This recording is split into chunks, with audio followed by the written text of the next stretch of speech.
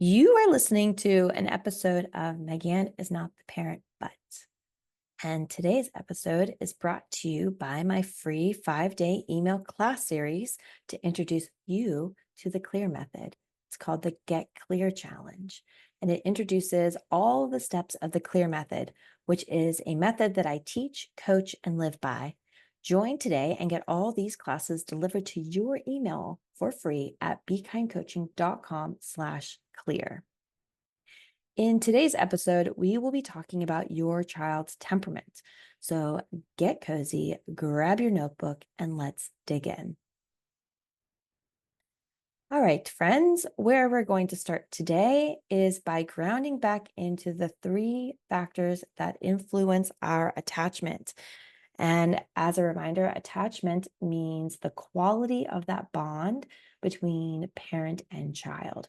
And those early attachment styles and bonds will hold on, your child will hold on to them, and that will influence all of their future relationships. And like, wow, that's a lot, but also it's such an opportunity because we can always learn and grow and take intentional moves to do better.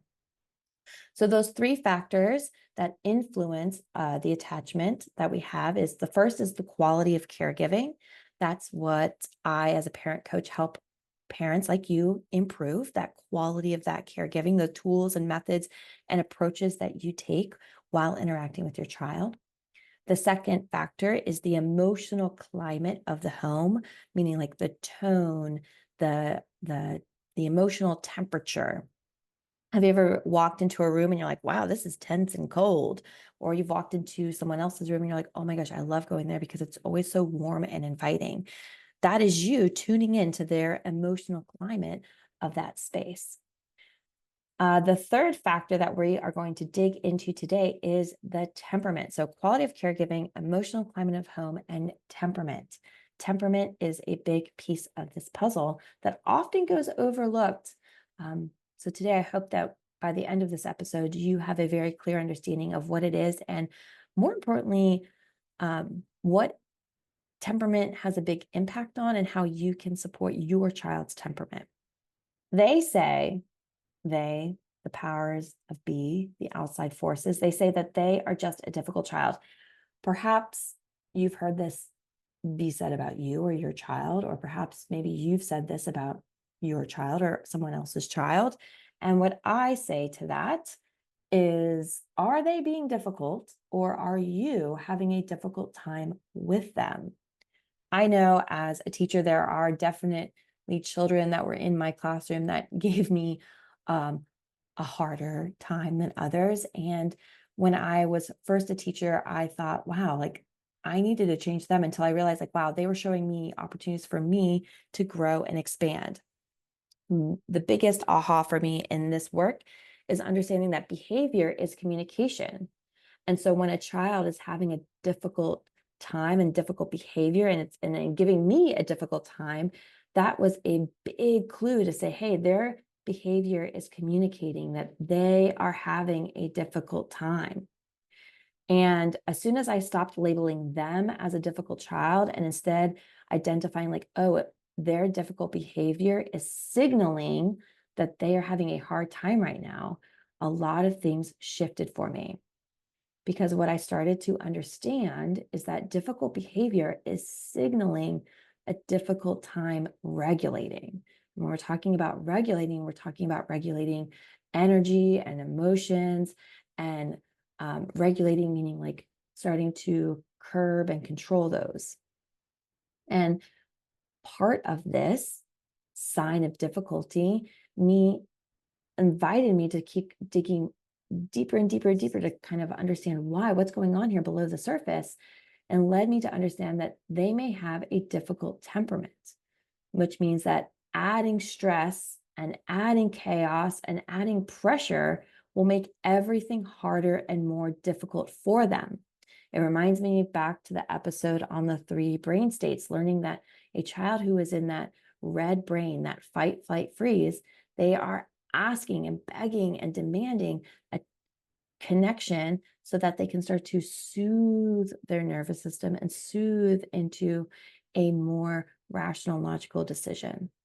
But in those moments when they're having that fight, flight, freeze, fawn response, that stress response, when we add more stress, we're actually adding to their difficult experience. And that's not fun. It reminds me of a few years ago, I was part of a racing team learning how to train and condition for a half marathon. And I have to say that I went into it feeling quite stressed about it, thinking, wow, what happens if I'm the last person? And really, what I was worried about is how was I going to be treated if there was a gap between the others and me? How was I going to be supported in that environment when I was breaking away from the pack in some way? And I think that this is a common experience when our threat of belonging is challenged, like that can ping up stress. It can bring up pressure. It can bring up a lot of like unsureness. And that gap can induce stress. And that's, I experienced it in running group, but maybe you've experienced it in other spaces and other areas where you've noticed that gap and you've noticed that stress. And each one of us is going to respond to the details of that gap differently. And how we respond to that may signal a person's temperament. So for my husband, he sees this gap of running, being part of a running group and being outside of the running group.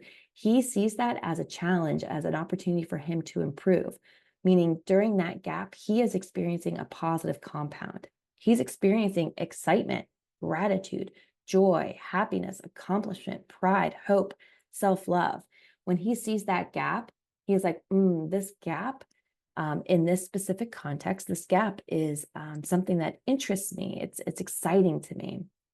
Whereas for me, this gap signaled a negative compound. It signaled anxiety, anger, frustration, sadness, denial, revenge, pity, resentment. So my temperament added to that, right? This moment of stress, learning how to regulate through that stress and learning that we can navigate each challenge differently. So as someone who is supporting someone going through that gap, whatever their gap is, I think it's important to remember here that we as a support person, someone who's on the outside, we don't need to make that hard time harder. If someone is experiencing that negative compound, that anxiety, anger, frustration, sadness, denial, revenge, self-pity, resentment, we don't need to add to it. It is like if I'm running this race with this gap and I've got ankle weights on and I've got a weighted vest on, and then I see that the crowd is screaming and yelling at me and nitpicking me and comparing me and being like, run faster, Megan. Don't you see that you're being left behind? Like, yes, I could say that their intentions are good, right? They want to motivate me to improve. However, this adds to my stress. This adds to like, now I have to worry about you too. I'm already worrying about the gap. And I think that this is common, right? When you see your child, what you perceive as underperforming, or if you see them inside of this gap, it's natural with how we were raised. If you're raised like me, it's natural to like want to add pressure, and we sometimes call this motivation. But instead, I hope that today we start to see like, hey, for some kids, yeah, maybe that works. But for other kids like me, that this will become an even bigger hindrance. And a big invisible piece to all of this is understanding temperament. So what is temperament and how does it play a role in our stress responses? All right, I want to put this visual to temperament because I think it's a very easy way to understand it and an easy way to explain it and an easy way to have a shared understanding of it in this space and in your spaces as well. And we can think about it like a car. Now, I drive a Subaru Crosstrek, and by looking at it, looks like a pretty standard Subaru Crosstrek. However, when my husband and I went to go buy it, uh, he requested that it was a manual, meaning it had a manual transmission, and we have a gear shift and a clutch, and I had to learn how to drive this. So looking from the outside, it just looks like a regular car, but once you get inside and you start to learn how to drive it, it drives a totally different way. So we can think about temperament as this as well. It's not something that we can see from the outside. Once we get under the hood a little bit, we go a little bit deeper, we can see that there's differences. It could be differences in the engine, which is how the energy gets used within the car. So we have gas engines and diesel engines, both take different fuel, different energy to drive the car, along with, like that transmission I said, the regulating force of the energy. So you can have an automatic car, which is very common, or you can have like what we have, which is a manual car, meaning that you're driving with a clutch and a gear shift. You're actually the one shifting the gears in the engine to get the car to move. But again, from the outside, you can put a diesel car next to an electric car even now, you know, future speaking. We could even add on, the electrical car here too. So you could take a diesel car, a gasoline car, an electrical car, all the same make and model, and they all look outwardly the exact same. But it's not until you get a little bit more curious, a little bit more understanding, learn a little bit more, that you start to see how the car runs and how it runs efficiently, and how you, as the driver of the car, can help the car run smoother and better and safer for everyone. And I've been using this visual a lot recently, to explain to some clients of mine whose children had been going through a recent diagnosis of ADHD and autism, and helping them understand that temperament here could be playing role in these diagnoses and labels. And for children who have younger or older siblings who maybe have a different temperament, who have different labels, is saying, hey, their car drives differently. Perhaps a child in your family who has an easy time regulating that stress, an easy time navigating and having all those positive compounds, perhaps they are like an automatic transmission. They're navigating through that stress easily. They're navigating and shifting easier than maybe another child of yours who is maybe requiring more assistance, more attunement, more energy, and is signaling like, hey, you've got a manual transmission as well. And I know that when I started to learn how to drive cars, I thought, oh my gosh, I'm never going to learn that. It felt like so wild to me. And if you joined the Understanding Us series, I talk about how my engine, how my car stalled on the way to teach my first parenting class, and I flicked someone off through my sunroof. But that again is like, wow, just how much work it takes to learn something new, and how those moments of stress can also like just trigger big behaviors, and signal again, like, hey, let's slow down, let's bring in different supports, let's not add more pressure, and let's take care of supporting you and yours in the way that best suits them. So as we're talking about engines and transmissions and all this car stuff, I really hope that we can again like start to say like, oh, temperament acts in a similar way. So the definition of temperament my definition of temperament is what we take in and how it gets regulated in what we put out.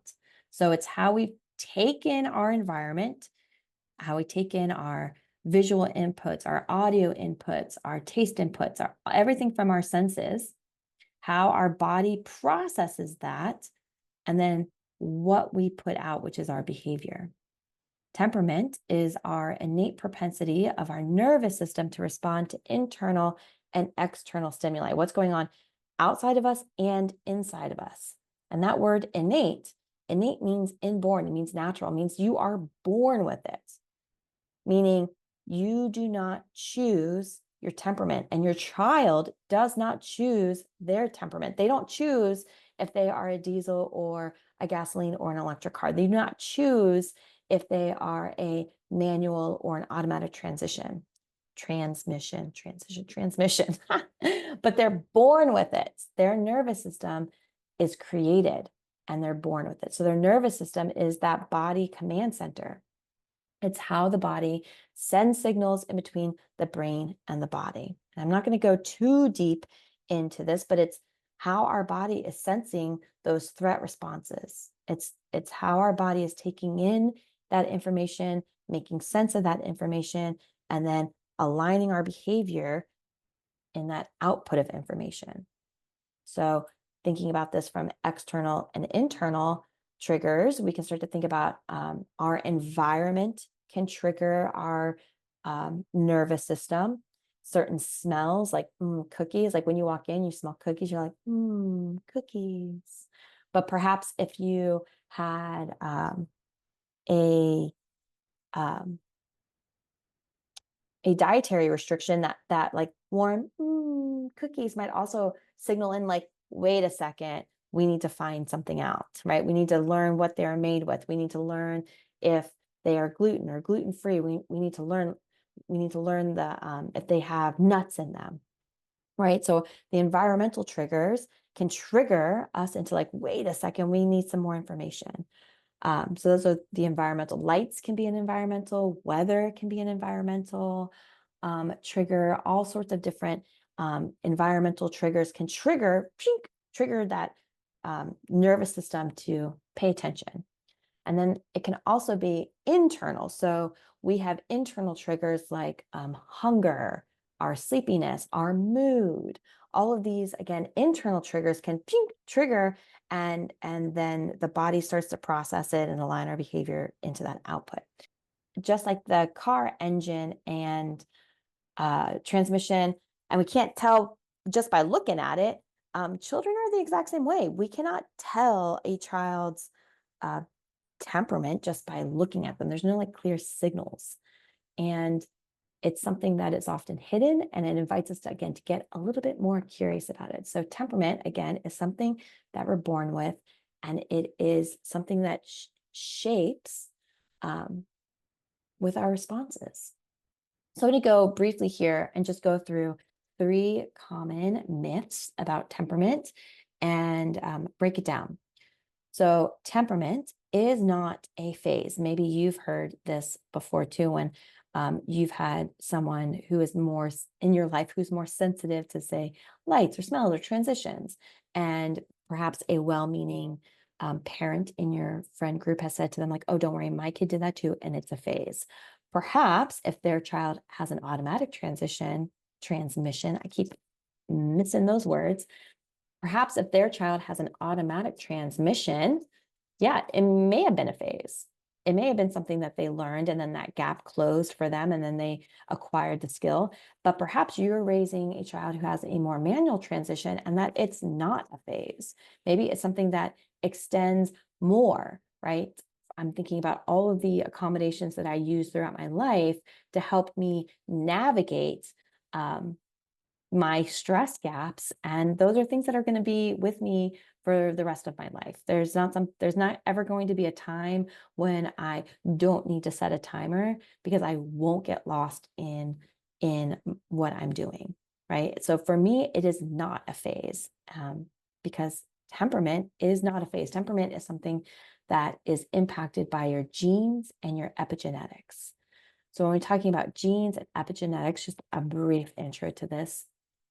A gene is a unique sequence that creates a protein in your body. And we think about it like the DNA spindles, right? And so a genetic impact of temperament means that there's been a genetic mutation that happens on that sequence level. That's like in your cells, again, something you don't control. There may be a little bit of a mutation on there that impacts the way that your body takes in that information, processes that information, and then aligns your behavior output. So that's genes.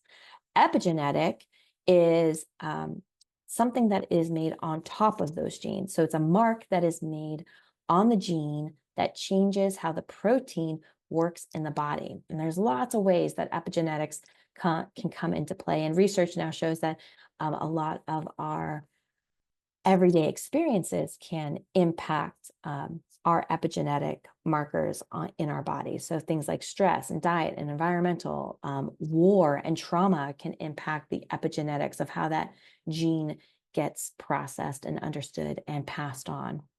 This is why we're talking about cycle breaking. Cycle breaking is a big thing because it's understanding our own genes and, more importantly, epigenetics and how it plays on a larger level within our body. Again, something that we do not choose. However, as we're going to get to later, we can choose how to support it. The second myth is that temperament is fixed. Like, oh, if they're born difficult, they're always going to be difficult. And again, that is not true. Temperament, although it is innate and it is how you're born, and you're born with your temperament, and your temperament won't necessarily change. However, it can be supported, and with the supports, can be soothed and aided. And we can do that through coping skills and supports.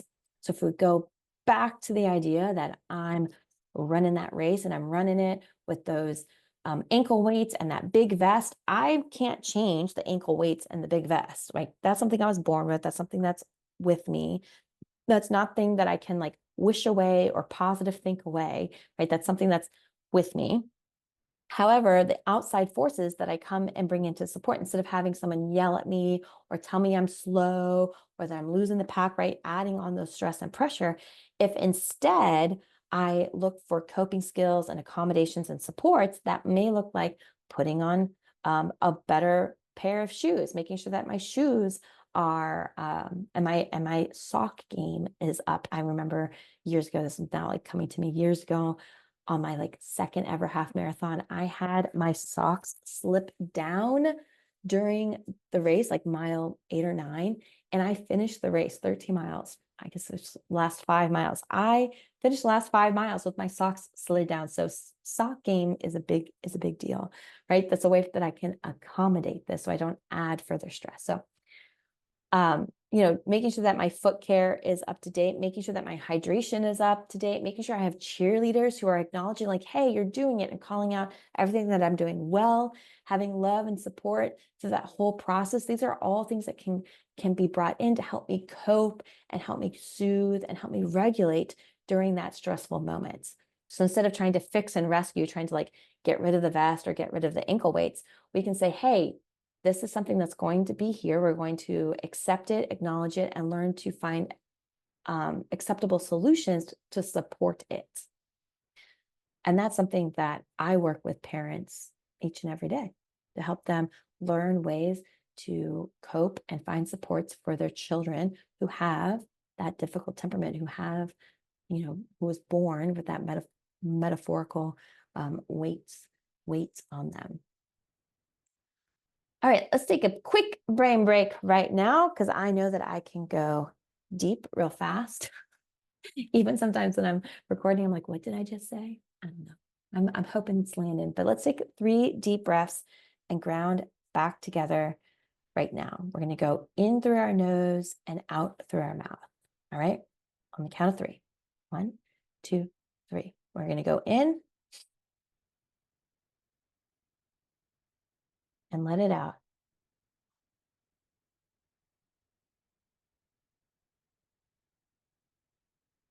And we're going to go in again and let it out.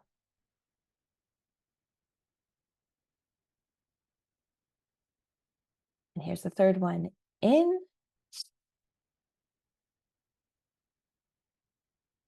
and let it out.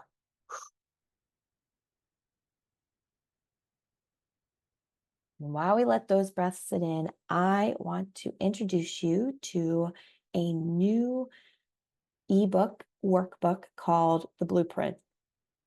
Are you ready to transform your parenting journey by eliminating the overwhelm and not knowing where to start? Well, let me introduce you to The Blueprint, your essential DIY workbook designed for parents who are ready to improve their parenting skills and create a more harmonious family dynamic.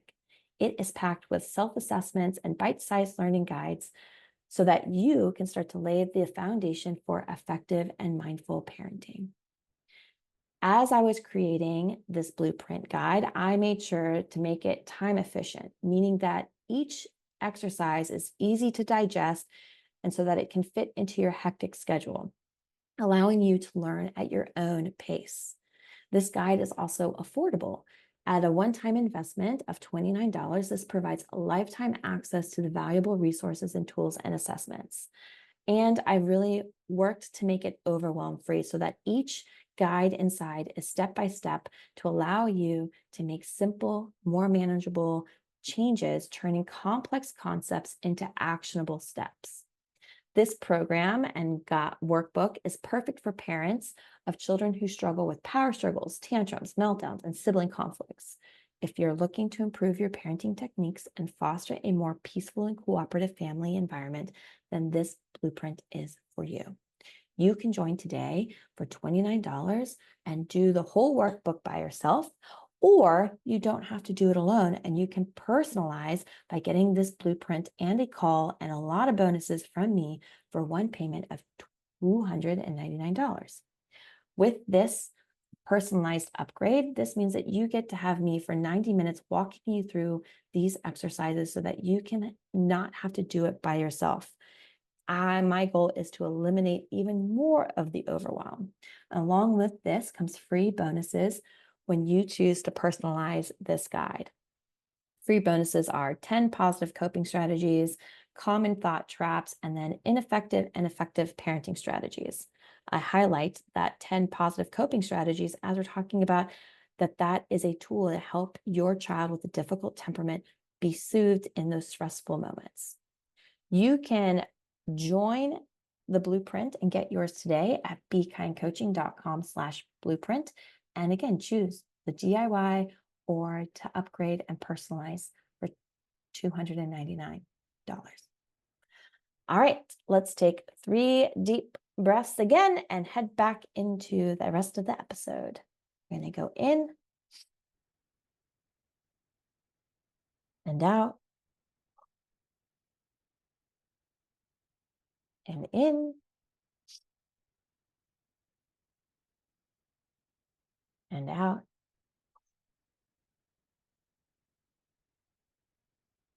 And here's the last one. In and out.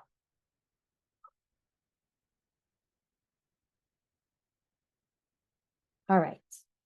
Our final myth that we're busting about temperament is that it is not the same thing as personality. I often see these two things conflated into one, and they're different.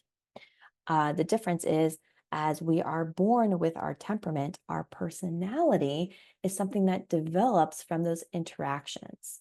Meaning, if we think about it, that the temperament, those engines inside of us all, is answering the question, how does the engine work? And then how easily does the transmission adjust? So what is the energy flow? What is the energy source? And then how easily does that energy get regulated? Whereas personality is answering the questions, what does the engine do, right? Where does it go? What does it like to do? What roads does it enjoy? And why does the engine act like that? Like, why does it have certain preferences? Why does it, like to play this game or have this interest? And that is something, again, temperament being how it's working, and that's something that we're born with, and the personality, that's something that's developed through all of those interactions. So temperament is the system that helps your child's engine run. And again, I'll say it over and over and over again, you do not choose it. You do not choose your child's temperament. You do not choose your own temperament, and your child does not choose their temperament. However, how you interact and how you maintain it is something that's totally within your control as we're looking at your approach of interacting with your child, your parenting tools and methods and approach. That is something that you can control.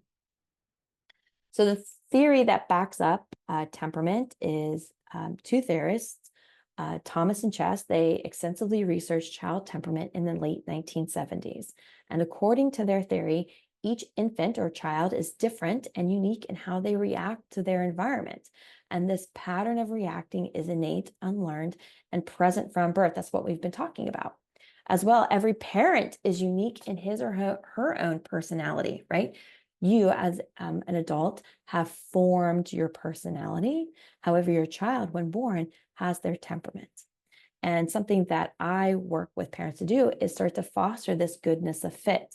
So in their research, they said often the goodness of fit or compatibility between a baby's temperament and a caregiver's own personalities will affect the quality of those child caregiver relationships.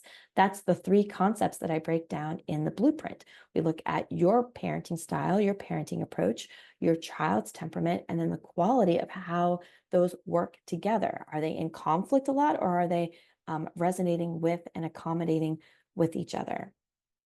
Caregivers who educate themselves about how a child's temperament works can affect the relationship between themselves and their children. When they learn that, they gain insights necessary to modify the child's environment so that that goodness of fit or to become a better fit for their natural temperaments. And in the process, it makes life easier for everyone. They have a assessment of 9 traits that influence a person's temperament. And after you work through the assessment, which is included in the blueprint, after you work through that assessment, you will start to see if your child is classified as having an easy temperament, meaning they have an easy time regulating. That engine of theirs has an easy time regulating their energy sources. Or they may have a more what's called slow to warm, kind of in the middle, where they might um, hold back at first, and then once they understand it and once they have practice in it, they start to really warm up. These are typically children who are labeled as shy. They're like, oh, they're shy at first, but once they get to know you, they'll really warm up to you. That's like a parent being like, yep, their temperament is operating. They're taking it in, but once they get to know you, they're going to love you. So just give them some space and some time. Or it's going to be classified as difficult, meaning that their child is having a difficult time regulating, modifying, controlling, processing the inputs and outputs. So that is what we're going to be actually talking about next week, is when we go through the 9 traits of influence on a person's temperament. Here's Thomas and Chess, the researchers behind this, on the screen. And I just want to take a pause here. And I think that temperament is something that is hidden. I think that's been a theme throughout this, right? We can't tell just by looking at a child. We can't tell by what the child likes and what the child dislikes, but we can tell when we start to look and start to become curious to how they show up in these 9 traits. And this reminds me of a conversation that I had with Jason years ago when we were talking about a couple of friends of ours, and he was starting to understand this, and he said, oh, it's like that family A, their children all have easy temperaments, and so they all work together harmoniously, even though the parents' methods and tactics and strategies don't necessarily align with what you teach, Megan. But for family A, their children have easy times regulating through that. So it's like they can take a little bit more spontaneity. They can take a little bit more, demands between both parent to child, child to parent. And that he's like, oh, I'm understanding now that that's like probably because of their temperaments. And I was like, yeah, I would agree with that. Whereas family, friends of ours, family B has one easy temperament child and then one difficult temperament child. And Jason had this really aha moment that through the difficulties of family B with their child that has a different temperament, they could, overnight watch. They could take family A's children and have a relatively successful time parenting them and being in control of I say control, not control of them, but like being the ones who are responsible for them, because they have a very diverse toolbox. They have a lot of skills and tools to keep everybody on the same page. And on the inverse, if family A had family B's difficult child, they would struggle more because they had a very limited toolbox. And he just shared this brilliant aha with me. And I said, yes, yes, that's it. When we adjust our toolboxes to be supportive to the most sensitive of children, it allows us to build a more diverse toolbox that can interact with everyone in the world um, in a new way. And I think that's a beautiful part of this invisible work, right? Understanding temperament, understanding behavior, understanding how we can learn better coping, better skills, better tools, better methods, so that our interactions become higher quality. So if you're new to this work, if this is the podcast that has introduced you to me and this work, I want to say I'm glad that you're here and I want you to keep going. In closing of our time together, I want you to check in with yourself and ask yourself, how well do you know your own engine? I will tell you that I did not understand my engine um, probably until I was 22. I think that's when I started to like really separate from my origins of birth and really starting to deconstruct a lot of the things around me and really start to see like, oh, okay, yeah, this is how I like it. And this is why I run this way. And through therapy and through um, understanding and going through early childhood development and working in a classroom with other children really just continued to deepen this work for me. So I um, have a very solid understanding, and I am always learning about my own engine. And if this is a new process to you, welcome. It's a great journey to go on. And I'm glad that you're here to start to get to learn how your engine's running and how your energy works and how your energy regulates. Because there's people in your care who really depend on that, and that's your children. The second question I have is, how well do you understand your child's engine? And if you have more than one child, your children's engine. And um, I hope now it's starting to click in. Like if you have more than one child, then surprise, you're going to need more than one parenting style, more than one approach and methodology to meet each child's needs. And for children of, even larger families, I was one of five.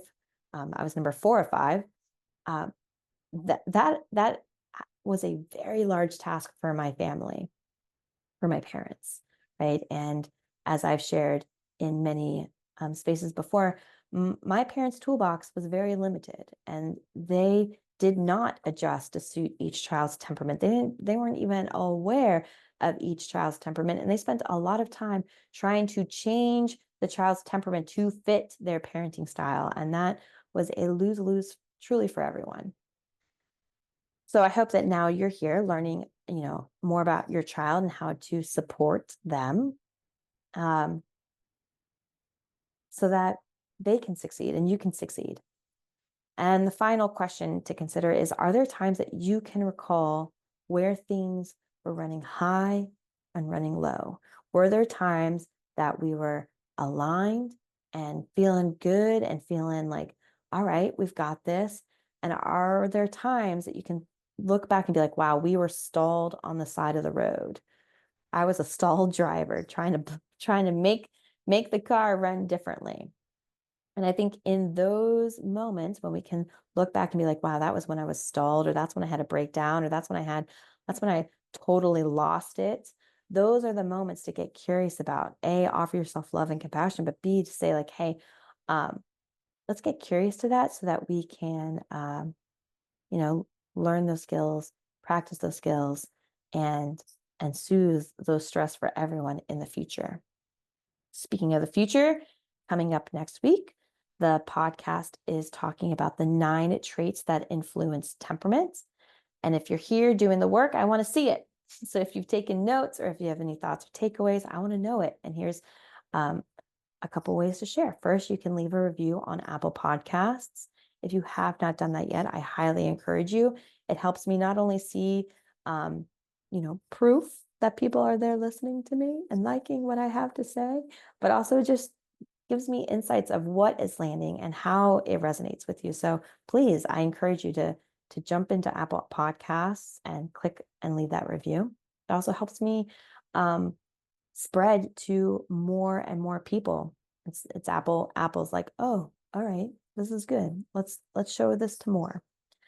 And then the second is to share your thoughts and takeaways on social media and tag me. I love sharing it. I love reading it. I love knowing, what challenges you, what resonates with you, what helps you grow. I just love all of that. And in closing, I want to say thank you. Thank you for tuning in and thank you for staying to the end. My mission in life is to help support parents in feeling supported and empowered in doing this work. And you being here, working through the phases of awareness, education, and practice are it. You're doing it. So keep on doing it.